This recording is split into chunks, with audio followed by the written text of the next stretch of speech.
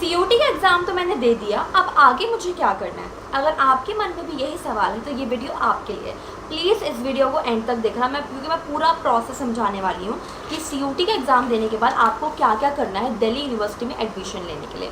अगर आप बोल रहे हो मैम बीएचयू का जाना है, जेएनयू का जाना है, जामिया इस्लामिया का जाना है, उसके लिए भी मैं पर्टिकुलर अलग अलग वीडियो बनाऊंगी। ये वीडियो दिल्ली यूनिवर्सिटी वालों के लिए। तो दिल्ली यूनिवर्सिटी वालों, अगर आपको जानना है कि सीयूटी देने के बाद मेरे को क्या करना है, एडमिशन प्रोसेस, मैं स्टेप बाय स्टेप आपको समझाने वाली हूँ दिल्ली यूनिवर्सिटी का admission process after giving your CUET exam. इस वीडियो को एंड तक देखना, ठीक है। सो सबसे पहले क्या होगा, Delhi university first week of June तक रिलीज़ कर देगा सीएसएस पोर्टल।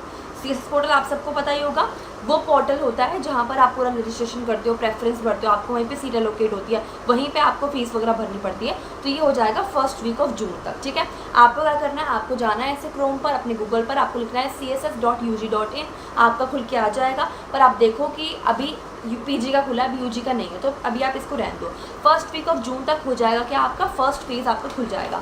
अब सीयूटी का जो सीएसएस पोर्टल होता है ना, दिल्ली यूनिवर्सिटी का जो सीएसएस का पोर्टल होता है, वो 3 फेजेस में कंडक्ट होता है जो एडमिशन प्रोसेस होता है। Phase 1, phase 2, phase 3। फेज़ 1 में बेसिक रजिस्ट्रेशन होती है, ठीक है। फेज़ 2 में प्रेफरेंस लिस्ट भरी जाती है, जिस पे मैंने पूरी डिटेल वीडियो बनाई है कि प्रेफरेंस कैसे बनानी है, और मैंने खुद की प्रेफरेंस भी दिखाई है, तो आप ये जाकर देख सकते हो आफ्टर दिस वीडियो। उस और थर्ड जो होता है वो होता है सीट एलोकेशन, जहाँ पर आपको सीट एक्सेप्ट करनी पड़ती है, या फिर आप उसको अपग्रेड करो, या फिर फीस भरो, जो भी मैं आपको समझाऊंगी इस बारे में। तो 3 फेजेस होते हैं, ठीक है। अब पहला फेज़ होता है रजिस्ट्रेशन वाला, ठीक है। अब यहाँ पर आपको रजिस्ट्रेशन करना होता है, बेसिक डिटेल्स। वहाँ पे सीयूटी का आपका इनरोलमेंट नंबर वगैरह मांगते हैं, इसलिए सीयूटी का एडमिट कार्ड संभाल कर रखना, बिकॉज उसी से आप उसको फिल करोगे, ठीक है। तो आपको वो चीज़ सीयूटी का पूरा आपको इनरोलमेंट वगैरह सब भरना होता है, और फिर ना वो आपकी सारी इन्फॉर्मेशन को सीयूटी से ले लेता है। मतलब जब आप भर लेते हो ना, तो ये बेसिक डिटेल्स को ऑटो इंटीग्रेट कर लेता है। मतलब जो भी सीयूटी का नाम आपका आ जाएगा, आपकी ईमेल आ जाएगा, आपको बस बेसिक भरना पड़ेगा, फिर पूरा सीयूटी से आपकी इन्फॉर्मेशन को ले लेगा। देखो, अब बच्चे पूछ रहे हैं क्या मैम कैटेगरी चेंज हो सकती है? क्योंकि कैटेगरी का सर्टिफिकेट हमारे पास बन के आ गया, क्या हम कैटेगरी वगैरह चेंज कर सकते हैं? आप कर सकते हो। सिर्फ 5 चीज़ें चेंज नहीं होती, जिसका नाम है ईमेल। आपका ईमेल सेम रहेगा, जो आपने सीयूटी के फॉर्म में भरा था वही ईमेल रहेगा। फ़ोन नंबर आपका सेम रहेगा, नेम आपका सेम रहेगा, फ़ोटो आपकी सेम रहेगी, साइन आपका सेम रहेगा, ठीक है।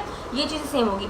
इसके अलावा आपने जो भी चीज़ आपको चेंजेस करनी है आप कर सकते हो। Any changes that you want to make in that form you can make after this phase 1 reopens और समथिंग ओपन्स, ओके। ये जो सीएसएस का जो फर्स्ट फेज़ है, ये होता है रजिस्ट्रेशन वाला, जहाँ पर आपको दिल्ली यूनिवर्सिटी के लिए सिर्फ रजिस्ट्रेशन करना पड़ता है, बेसिक वाला, ठीक है। ये हो जाएगा ख़त्म। अब ये नहीं कि रिजल्ट के बाद, रिजल्ट के पहले ही हो जाता है। दिल्ली यूनिवर्सिटी रिजल्ट का वेट नहीं करता कि रिजल्ट आएगा फिर ये लोग पोर्टल भरेंगे, नहीं, पहले ही वो लोग अपना फेज़ 1 ओपन कर देते हो। आपने फेज़ 1 में अपनी डिटेल्स को भर लिया। अब दूसरी बात क्या होती है, आप जो भी इसमें कास्ट वगैरह के सर्टिफिकेट्स भरोगे, जो भी आप इसमें कैटेगरी वाला भरोगे, उन सब की जो डेट होनी चाहिए वो होनी चाहिए 31 मार्च के बाद का सर्टिफिकेट होना चाहिए। 31 मार्च के पहले अगर वो सर्टिफिकेट बना तो वो इनवैलिड हो जाएगा। इसलिए अगर आप कोई भी सर्टिफिकेट अटैच कर रहे हो, इट शुड बी आप आफ्टर 31 मार्च के बाद ही वो बना होना चाहिए, ठीक है। ये हो गया हमारा फर्स्ट पोर्टल के बारे में, इतना ही करना होता है। अब आपका रिजल्ट आएगा, आपके आंसर कीज आएंगी, आपका रिजल्ट आएगा फर्स्ट फेज़ के बाद आता है ये सब चीज़ें, ठीक है। रिजल्ट हो गया, आंसर की हो गया, आपको पता चल जाएगा आपके कितने मार्क्स हैं, सब कुछ। अब क्या करना है, अब आता है फेज़ 2 खुलता है प्रेफरेंस शीट भरने का, the most important part of the counselling process, of the admission process, preference list. मैं बताती हूँ, मेरी एक फ्रेंड है अभी भी, सो उसने अपना उसके अच्छे नंबर थे, ठीक है, डिसेंट नंबर थे उसके। 800 में से था ना, हम लोग का 800 में से हुआ था, आप लोग का 1000 में हुआ, हमारा 800 में से हुआ था। उसके 800 में से कुछ 600 समथिंग थे, which is okay for getting BCom programme. BCom honours नहीं मिलता, बट बीकॉम प्रोग्राम आपको मिल जाता है इतने कम में। तो उसने प्रेफरेंस में पहले में भर दिया एक, मतलब नॉट सो गुड, बहुत एवरेज कॉलेज, जिसका नाम लिटरली बोलते हैं लोग कि इसका प्रेफरेंस लिस्ट का नाम हटा दो, मतलब वो अच्छा कॉलेज नहीं है, क्यों झूठ बोलना। ना प्लेसमेंट अच्छी है, ना फैकल्टी अच्छी है, ना इंफ्रास्ट्रक्चर अच्छा है, ना वहाँ का क्राउड अच्छा है, कुछ अच्छा नहीं है उसमें, ठीक है, ना फैकल्टी अच्छी है। उसने पहले में वो भर दिया, और फिर उसने भरा SRCC। पहले उसने भर दिया वो वाला कॉलेज, मतलब नॉट सो गुड कॉलेज, फिर उसने भर दिया SRCC। उसका मार्क्स अच्छे थे, इसलिए उसको मिल गया पहला वाला कॉलेज। इसीलिए आपको अगर मान लो मेरे 1000 में से 1000 आ गए, आप यही मान लो, लेकिन मैं बहुत ख़राब कॉलेज डाल दूँगी, फिर डाल दूँगी LSR मिरांडा, तो मैंने जो पहले डाला है मुझे वही मिलेगा। बेशक मेरी कट ऑफ मैच कर रही हो मिरांडा से, LSR से, बट पहले वाला भर दिया तो पहले वाला ही मिलेगा। इसलिए आपको अपनी प्रेफरेंस लिस्ट बहुत ध्यान से भरनी है। प्रेफरेंस लिस्ट मैंने कैसे बनाई थी, मैंने इस वीडियो में बताया है। आपको कैसे बनानी है मैंने बताया। लिटरली लड़कियों ने प्रेफरेंस लिस्ट भर के इससे आइडिया लेके भरी है। और लोग लड़कियाँ LSR में आके मुझे उन्होंने बोला है कि दीदी आपने जो प्रेफरेंसेस बताई थी मैंने वही भरी है, देखो आज मैं आऊँ। तो इसलिए प्लीज़ आप मेरी टिप्स को मतलब मेरी फॉलो कर सकते हो, बाकी आपकी मर्जी है। तो step 2 is the preference list. अब देखो अभी से ही ना आपके पास टाइम है, CUT दे दिया, नहीं भी दिया तो 1-2 दिन आई थिंक और चल रहा है, तो दे दो जो भी है। उसके बाद ना आप ना बैठो आराम से और अपने ना डिसाइड करो कि मेरे को कौन सा कोर्स करना है। मेरे कोर्स के लिए कौन कौन से अच्छे कॉलेजेस हैं ये भी मैंने बता रखी है अपनी और सारी वीडियोस में, ठीक है।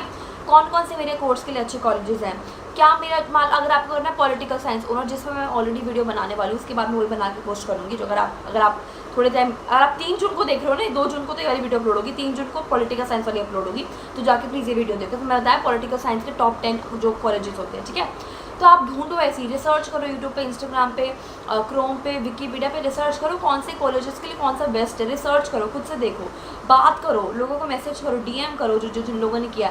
मेरे को कितने बच्चे DM करते हैं, I try to reply a lot of people but नहीं हो पाता है, बहुत लोग मैसेजेस करते हैं, but I will reply everybody जो मुझे इंस्टाग्राम पे डाउट्स पूछ रहा है। तो आप रिसर्च करो, आप अपने कॉलेजेस और उसकी प्रेफरेंस लिस्ट बनाओ, बिकॉज जब प्रेफरेंस लिस्ट खुलती है ना तब दिमाग खप जाता है, मतलब क्या भरूँ, किसके भाग साथ भरूँ, कौन सा कॉलेज, सब खप जाता है। इसलिए मैंने बहुत रिसर्च की थी, लिटरली बैठी थी कौन सा कॉलेज है, कौन सा कोर्स सही है, वो है। तो प्रॉपरली आप अभी से रिसर्च करना शुरू करो ताकि उस टाइम पे इतना ब्लंडर और इतना बंडर ना है आपके ऊपर, ठीक है। सेकेंड हो गया आपका प्रेफरेंस लिस्ट। दूसरी बात, बहुत लोग ना बेच रहे हैं कि इतने पैसे में दे दो, उतने पैसे में, आप ना मत लेना, आपने खुद से उससे बनाना। आप इतनी यूट्यूब पे फ्री, आप मेरा चैनल फॉलो कर लो, मेरे चैनल में आपको फ्री में सब बताऊंगी, प्रेफरेंस लिस्ट कैसे बनाने, कौन से सब कोर्सेज की मैं स्पेशलाइज बनाऊंगी, कोर्स के हिसाब से, कैटेगरी के हिसाब से बनाऊंगी। और मैंने ना इस वीडियो में बताया कि इस साल कितनी कट ऑफ जा सकती है कैटेगरी वाइज, तो आप जाके ये वाली वीडियो देखो प्लीज़। किसी से पैसे दे के लेना मत, कोई फ़ायदा नहीं होता। मैंने इतने बच्चों का सुन लिया कि कोई फ़ायदा नहीं हुआ दीदी, ऐसी प्रेफरेंस लिस्ट बना के दे दी, कोई नहीं आपकी स्पेशलाइज प्रेफरेंस लिस्ट बना के देगा। इतने बच्चे बोलेंगे सबके बनाता बैठेगा वो बेटा, नहीं होगा। प्लीज़ पैसे वैसे मत देना, खुद से रिसर्च करो, खुद पे रिलाई करो और बहुत सारे रिसोर्सेज को देखो, यूट्यूब देखो, इंस्टाग्राम देखो, क्रोम देखो, विकीपीडिया देखो, खुद से रिसर्च करो। पैसे बस वेस्ट करो, 400-500 रुपये बोल रहे हैं, सिर्फ 400-500 तो ले रहे हैं। 400-500 बहुत कम होते हैं, बहुत होते हैं भाई, ऐसे कि दे दोगे, नहीं मत देना, ठीक है। बाकी आपकी मर्जी है, मैं तो बस एडवाइस ही कर सकती हूँ। आई ट्राई टू बी थोड़ा ऐसे मतलब कनेक्ट रिलेटेबल रहने की कोशिश करती हूँ कि मतलब 400-500 छोटी बात नहीं है यार। फेज़ 3 होता है सीट एलोकेशन सिस्टम, जहाँ पर आपके राउंड्स होते हैं। देखो सीट एलोकेट होती है, आपका आपने प्रेफरेंस भर दी, आपके प्रेफरेंस, और पता है प्रेफरेंस बढ़ने के बाद भी ना आता है, मतलब कि अब आपने लॉक कर दिया, फिर आपके पास दोबारा आएगा कि अभी भी आपको चेंजेस करना है तो कर लो, फिर चेंजेस नहीं होंगे फिर चेंजेस कर लो, पर हर राउंड के बाद चेंजेस के लिए दोबारा खुलता है, ठीक है, पोर्टल वो प्रेफरेंस वाला, ठीक है। प्रेफरेंस लिस्ट का अब हो गया आपका, डन हो गया, डन एंड डस्टेड। उसके बाद आपका थर्ड फॉर्म निकलेगा। थर्ड आपका आपने फिर आपको निकलेगा कि फर्स्ट सीट एलोकेट हो गई है, जाके चेक करो, फिर आप जाओगे अपना आप सब लिखोगे इन्होंने, फिर आप करोगे टैप, फिर आपके पास खुल के आएगा। अगर आपके पास आ गया नो सीट एलोकेटेड, इसका मतलब फर्स्ट राउंड में आपको कोई सीट एलोकेट नहीं हुई है। घबराने की बात नहीं है, क्योंकि ऐसा भी हुआ है कि फर्स्ट राउंड में एलोकेट नहीं हुई तो सेकंड और थर्ड में या स्पॉट राउंड में मिल गया। पहले फर्स्ट राउंड होता है, सेकंड होता है, थर्ड होता है, फिर स्पॉट राउंड होते हैं कि मान लो मैंने एडमिशन ले लिया, फिर मैंने छोड़ दिया, मेरे को ड्यू में एडमिशन, तो मेरी सीट खाली हो गई, मैंने छोड़ दिया, तो किसी और बच्चे को मिल जाएगी, स्पॉट राउंड में मिल जाएगी। हारना नहीं होता। मैं बार बार ये स्टोरी बताती हूँ। Somebody of my known, obviously of my acquaintance, वो लड़की को मिरांडा हाउस में एडमिशन मिल रखा है।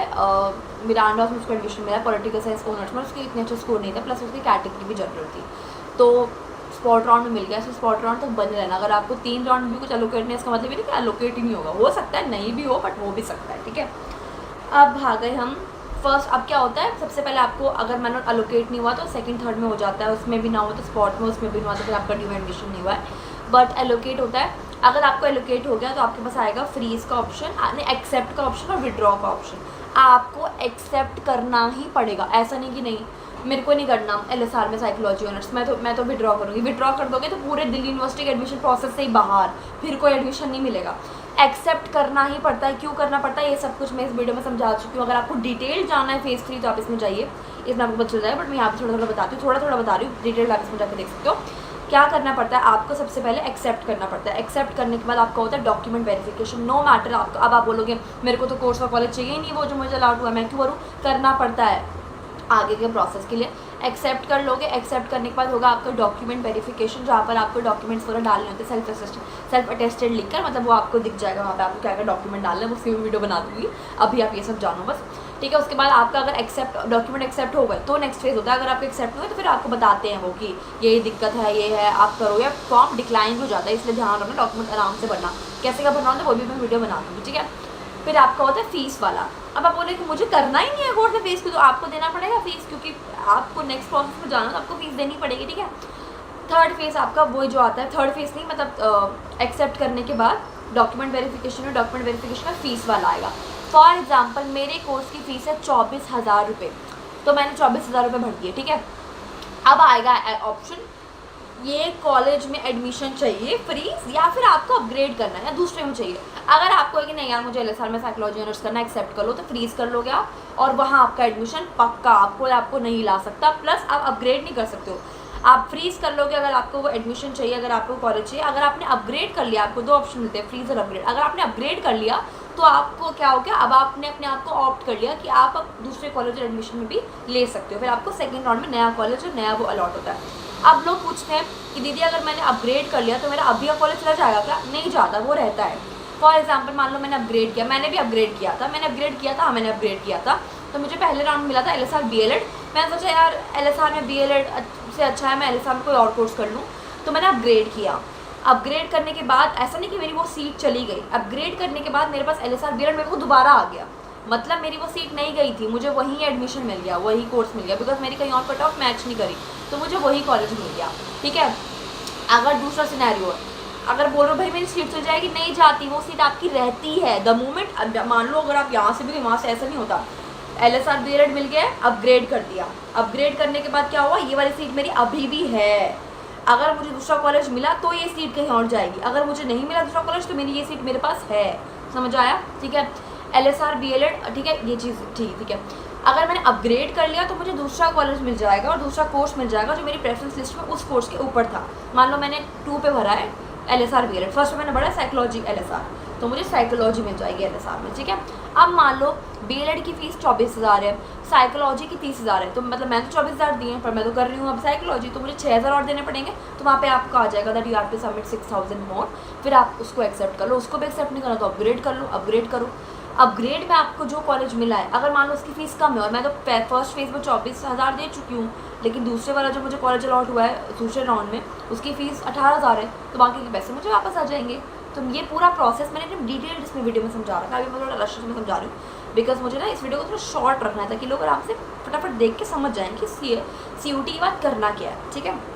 अब एक टिप, सिर्फ दिल्ली यूनिवर्सिटी पर रिलाय मत करो। बहुत सारे ऐसे बच्चे थे जिनका ड्रॉप हुआ है, बहुत कुछ हुआ है, क्योंकि उनको कोई उनको लगा ड्यू में हो जाएगा, ड्यू में नहीं हुआ तो अभी खाली बैठे हैं। इसलिए मैंने इस वीडियो में बताया है कि कॉमर्स के लिए बताया है, मैंने आर्ट्स वगैरह से बताऊँगी। अगर आप कॉमर्स स्ट्रीम से हो, अगर आप किसी भी स्ट्रीम से हो यार, तो आप प्लीज़ दूसरे कॉलेजेस को भी देखो, like GNU, BHU, any colleges you want, कोई स्टेट यूनिवर्सिटी है, सेंट्रल, को सबको देखो, सिर्फ ड्यू पर रिलाय मत करो, ठीक है। और मैंने कॉमर्स के लिए बना रखा है कि विदाउट CUT का हमका एडमिशन हो सकता है। इस वीडियो में मैंने कट ऑफ बता रखी है, इस वीडियो में मैंने प्रेफरेंस लिस्ट का सब कुछ बता रखा है, कैसे क्या बनानी है, मैंने अपनी खुद की प्रेफरेंस लिस्ट इसमें दिखाई है, ठीक है। तो ये पूरा था इस वीडियो में, मैंने जो पूरा एक्सप्लेन कर दिया पूरा CUT के बाद वाला। अब अगर आपको CUT के बारे में कोई भी दिक्कत हो तो कमेंट कर दो, मुझे इंस्टाग्राम पे मैसेज कर दो, ये मेरा इंस्टाग्राम है, आप मुझे मैसेज कर दो, ठीक है। I help you out, I try to help you out also. Please please please आपको कोई भी वीडियो चाहिए पॉलिटिकल साइंस ऑनर्स पे, इसमें आप मुझे कमेंट डाउन कर दो, मैं बना दूँगी। मैं सब चीज़ पे वीडियो बनाने वाली हूँ, हर कोर्स पे अपनी पर्सनलाइज्ड अलग से प्रेफरेंसेस बनाने वाली हूँ, हर कोर्स की हर कैटेगरी वाइज। और आपका स्कोर कितना भी ख़राब है, आपको अच्छे कॉलेजेस को ऊपर रखना है और थोड़े वैसे कॉलेज नीचे रखना है। ऐसा नहीं कि मेरा कोर्स ख़राब है तो ऊपर रखूँ, नहीं, कोर्स कितना भी ख़राब हो, कुछ भी, आपको प्रेफरेंसेस बहुत अच्छे से बनाने ताकि आपका एडमिशन हो। That's it, please follow and subscribe my channel for more updates and everything. Bye guys.